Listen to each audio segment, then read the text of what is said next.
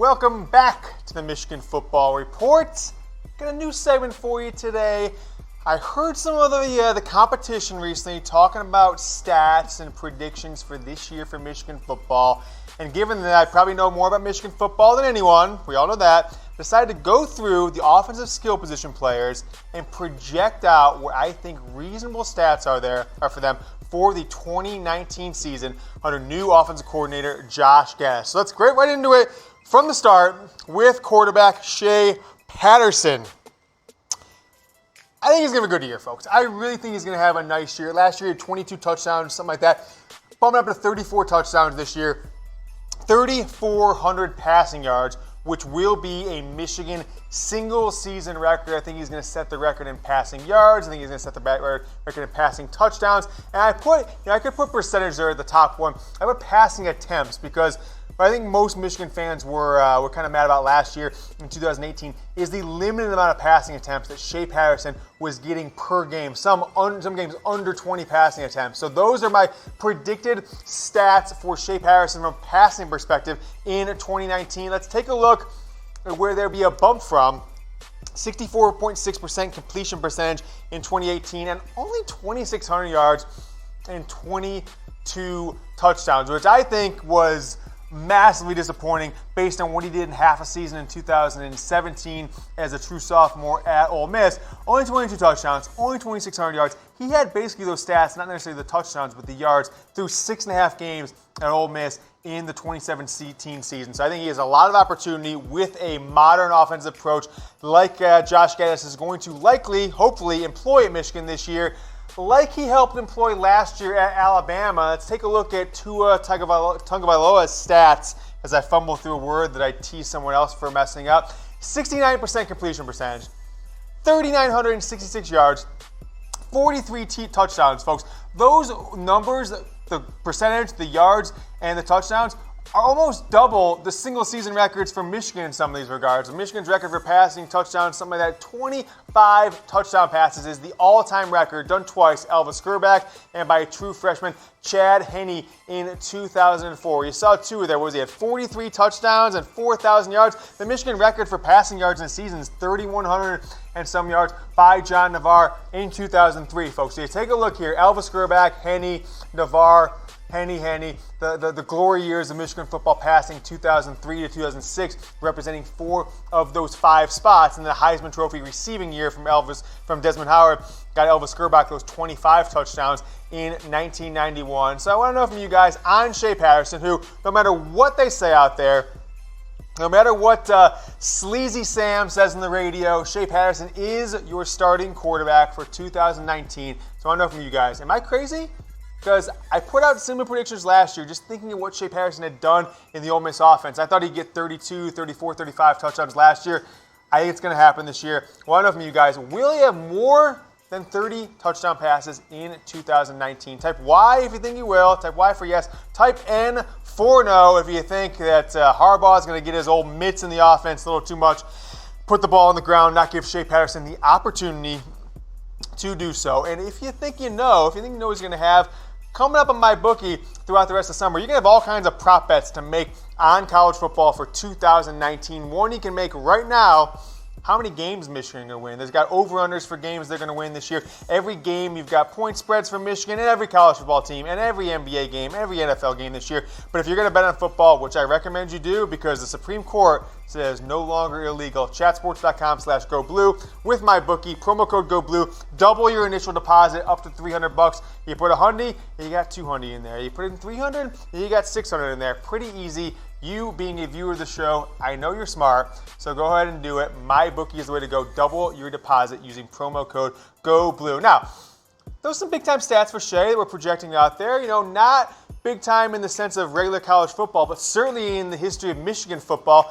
Just take a look last year. I put Shea at 400 passing attempts.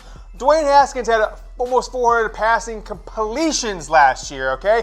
370 of 530. Dwayne Haskins, 4,800 yards passing. I can't just I can't even comprehend how many yards that is compared to what Michigan did last year through the air and really throughout the entire program's history. 50 touchdowns to 22.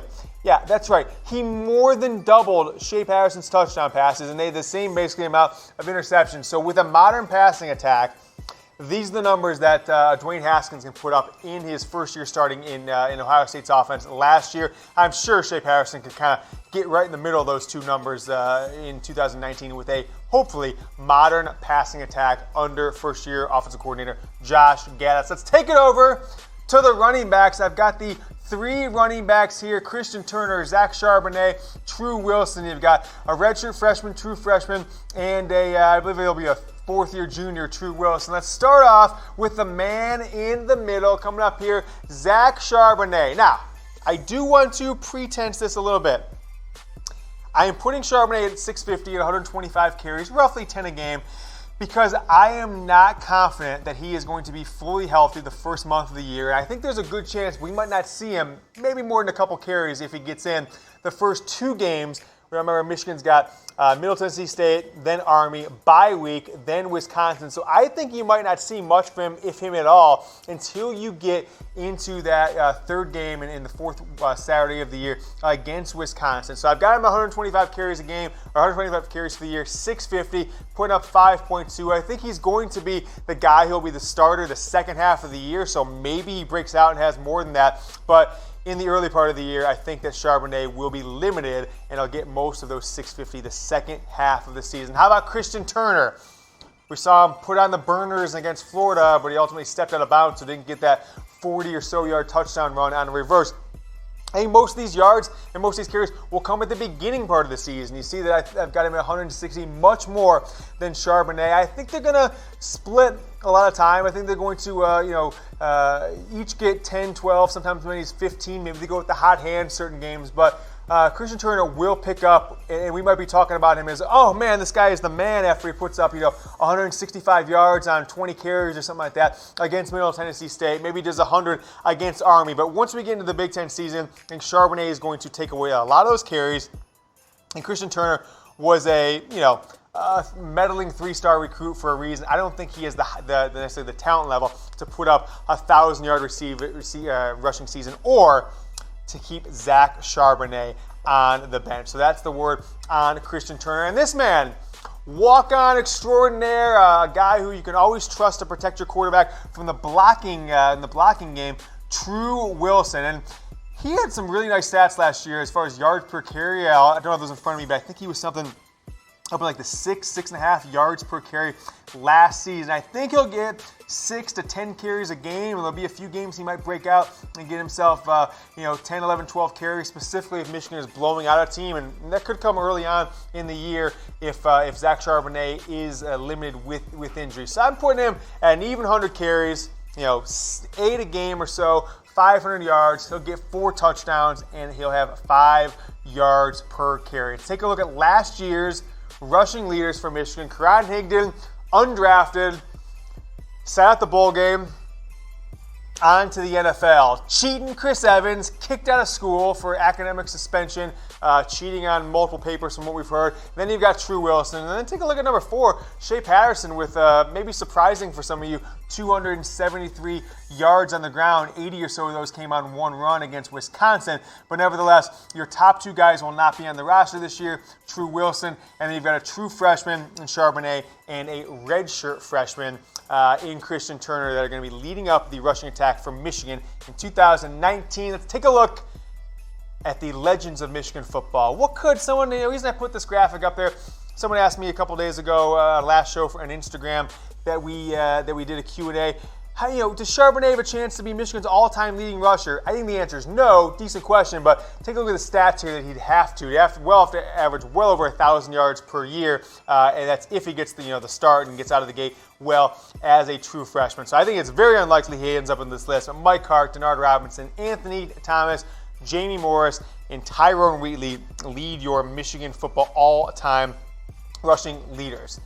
Want to ask you guys, if you haven't yet, get us up to 1,500 followers on Instagram. The powers that be at Chat Sports said, James, if you can build this up at Michigan Football Report on Instagram, put some inside scoops in there, do what you got to do. Once you get to 1,500, you can have a co-host on one show a week or a weekly guest. And I've got a esteemed member of the Michigan football media that may join me once we get to 1,500. So go ahead and follow now. I've got that account on private because I don't want these lurkers, the message board haters and losers to get my scoops on there. So only the people that I approve can follow. So 1,500, I'm bringing on a special guest once a week going forward. So go ahead and subscribe today. And thinking about those running backs, thinking about the inexperience, the new offensive system Michigan's got going on, pass heavy, 3 and 4 wide receivers. Who will lead Michigan in rushing in 2019? Who did I have? I ended up having at Charbonnet 650, Turner at 700. So I put Christian Turner, but I think Charbonnet will be the guy the last 5, 6, 7 games of the year throughout 2019. So what I ask you guys, comment below on the Michigan Football Report YouTube channel, who will lead Michigan in rushing yards in 2019? Let me know below. All right, wide receiver time. Let's take a look at Michigan's wide receivers. I'm going to go through the top 4 guys, the guys I think will get the bulk of the snaps this year. We all know the main 3, and then Mike Sainristil, the true freshman, is the one I believe will be starting at the number 4 position, the slot role. Nico Collins, though, is my first up. I think Michigan's best receiver down the stretch last year. I think he will lead the team in receiving yards, although we'll talk about Peoples-Jones here in a second, who I think might get more catches because of the underneath passes he'll catch in the slot position. But Nico Collins, 65 catches, 1,175 yards. Okay, I simulated like 20 games of EA Sports, the jailbroken EA Sports 2020 that you can't even get unless you're an insider like me. But these are basically simulated stats, 1,000 computer regressions to get to these numbers. So I'm pretty certain this is what they're going to be. 65 catches, 1,175 yards, 12 touchdowns, averaging a whopping 18 yards per catch, which is actually, I believe, less than what he had last year when he was up around 19.5, 20 yards per catch. So those are the predictions for Nico Collins in 2020. How about Donovan Peoples-Jones, the 5-star junior to be, 5-star recruit junior to be? I've got him at 71 catches, which is a pretty big bump, 25 or so more than he had, or even maybe say 30, 29 more than he had in 2018. But much less yards per catch than Nico Collins did, because I think a lot of his catches will be on drags across the middle, or little bubble screens, or 10-yard ins and curls and things like that. He's not going to be the deep threat necessarily that he was counted on to be for a lot of 2018. I think Nico Collins and now Tarik Black will get some of that action, being their bigger-bodied players.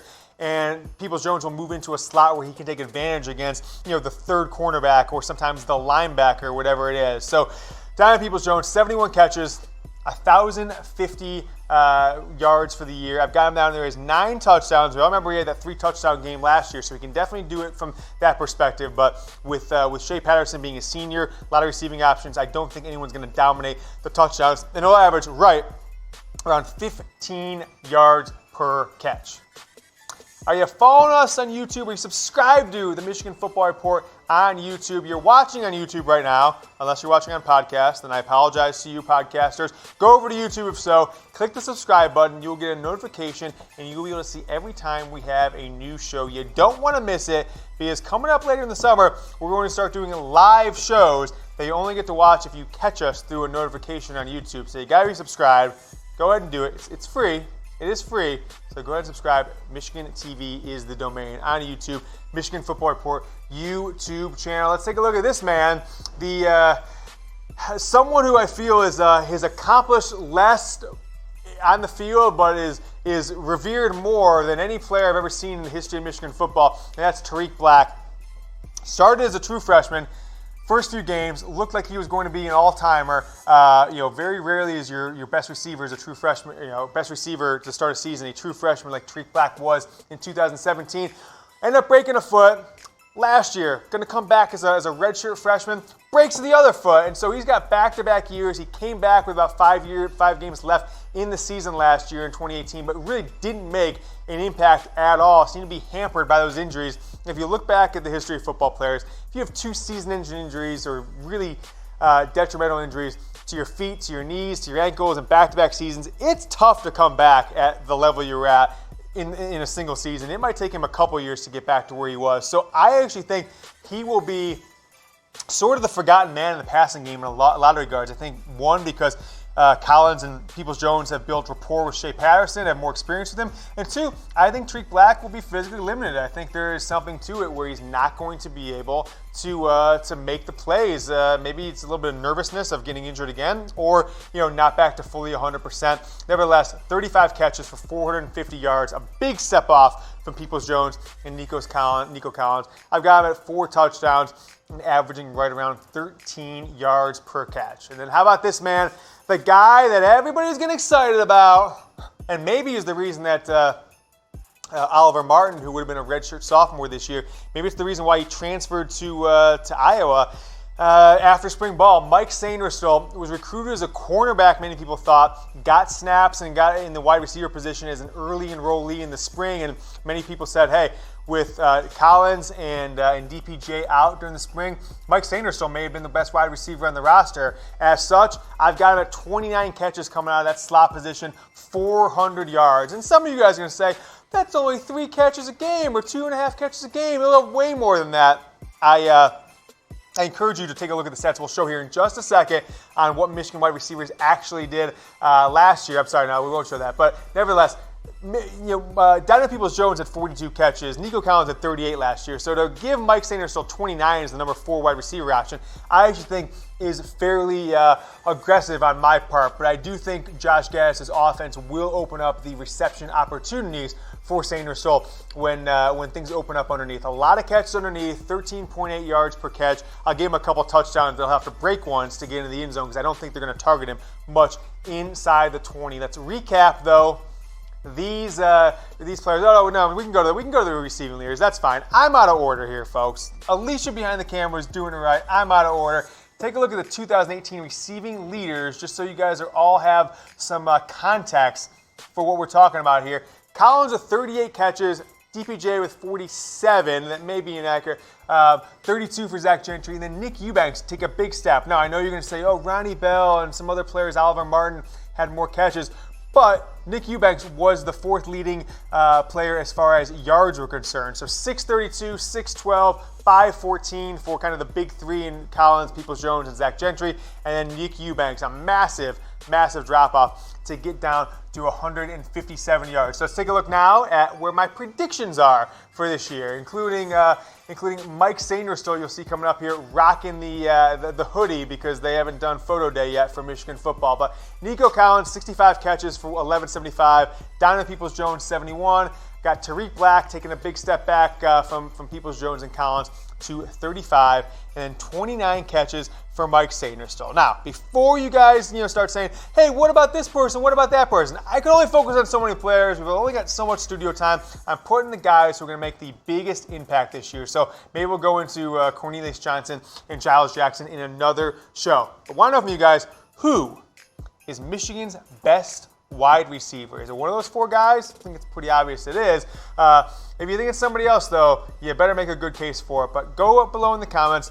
Let us know who is Michigan's best wide receiver. I'm going to tell you right now, I just think it's Nico Collins, though Donovan Peoples-Jones continues to be the bigger name and seemingly the bigger attention grabber from the Michigan football audience. Let's take a look at tight ends. People are on this Sean McKeon train, and I'll ask you if you're on the Sean McKeon train, do you have eyes? Because every time I've seen Sean McKeon play football at Michigan, he's missing a block, he's half-assing it, or he's dropping a ball at the goal line or something like that. So nevertheless, he might be getting some accolades from the coaching staff in spring ball and in the fall. But I think when it comes down the field, Nick Eubanks, who we saw get off to a great start in 2017, was basically hurt like Tarik Black much of the last 2 seasons. I think he's going to get the most targets, whether or not they consider him the starter or not. I am putting him in for 25 catches for Eubanks, about 2 a game, 350 yards. If you look at his stats, he's averaged 20-ish yards per catch in his time in Michigan. 4 touchdowns. I think he'll have opportunities because of his size and jumping ability inside the red zone. And 14 yards per catch is what I have for Nick Eubanks, leading the tight ends. We've got one more tight end coming up here in a second, but that's the stats for Nick Eubanks. I am James Yoder, the undisputed king of Michigan football media. Go ahead and follow me on Twitter if you haven't yet. I know many of you do, but I feel like YouTube is like the most positive place in the world because we put things on there on YouTube, like rate the show of 1 to 10 and get such positivity. People appreciate what we're doing. You go over to Twitter and some people are saying, it's like, James, why do you deal with these people on Twitter? You shouldn't even do the show anymore, these sleazy haters and losers. And I'll tell you why I deal with the people on Twitter. It's because someone needs to tell the truth out there at Michigan football, and that someone is me. And I'm here to make Michigan football great again, okay? So I need your help on Twitter. Go ahead and follow me at James Yoder. If you see anybody talking trash about the show, make sure you're jumping in those comments and letting them know how much you appreciate it. All right, last guy, Sean McKeon, this enigma of Michigan football, who just every time anyone talks about him, they just think he's about to break out and become the next Jake Butt. I don't think much of Sean McKeon as a player as far as being able to bring something to the table for this football program. I saw too many times where he gave up on plays or missed a block or dropped a ball last year in the last couple of years to give him any place in this offense with the other talent that's on the roster. 11 catches for 125, no touchdowns. Because Shea Patterson will never target him inside the 20 after he just sat on that ball against SMU last year and let the guy, I think he took it back to the house for a touchdown, whatever it was. And McKeon just looked really lazy in that play. So I've got him 11 catches, about 1 a game, a little less than 1 a game. But nevertheless, he'll get some plays. But if anyone's counting on Sean McKeon to be a big part of this Michigan offense, you are sorely mistaken in 2019. And let's take a look at last year's leading pass catcher, leading yardsman from the tight end group. A lot of work to get to this level for McKeon or for Nick Eubanks, and certainly nowhere near the level that Jake Butt had in 2015, 2016. But Zach Gentry last year, 32 catches, 514 yards, 2 touchdowns, and then 16 yards per catch. And that is the word on the 2019 Michigan football stats prediction. I am James Yoder.